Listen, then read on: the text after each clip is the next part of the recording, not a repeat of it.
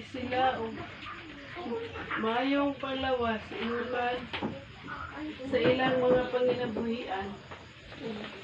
Kaming tanan nga nagduhod sa imong tubangan kabanging taon kami Mama Mary. Labi na Diyos sa amuang grupo, nabisan pa man sa kadaghang mga struggle sa amuang mga kinabuhi ug sa pag-BI sa uban, pero wala jud kami nakanog. Nagpadayon kami sa pagtuman sa among pagsaka sa kada balay. Nagpasalamat kami na daghan pang pagbalay nga mapasaka kanimo Mama Mary. Kung pasaluag ay kami sa among mga sala.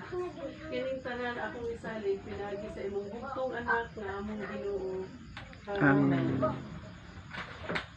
Sakot nakasakit. Kung sa kakuyaw nga kasakit ang iantos ni Jesus ni ini paglatos kaniya. O mga makasala sa adlaw sa paghukom usaon ninyo pagkatubang si Jesus kinsa inyong karong katampalasang bisakit. Iyang dugo miagas ngadto sa yuta ug sa ubang mga lugar iyang unod nagsugod na sa pagkahagbong. Nakita nako ang ubang mga puting bukog sa iyang likod. Ang siya. Misaka sa langit ug nalipod sa tuo sa Diyos sa ano pagkahon sa mga. Gikan dito bumalik siya iti ang bubong sa mga buwig sa mga binatay.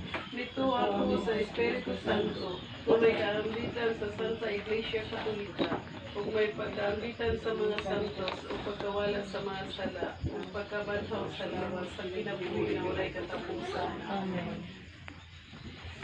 Kung maghila, kung magbinatay, apan nalipay ang kalibutan.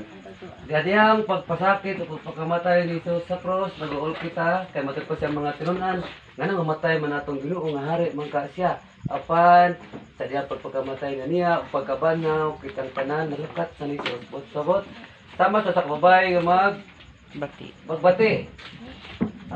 Tayang pagbati, di dalim, ang mga pagantos. Apan ni kataw sa bata, malipay kita.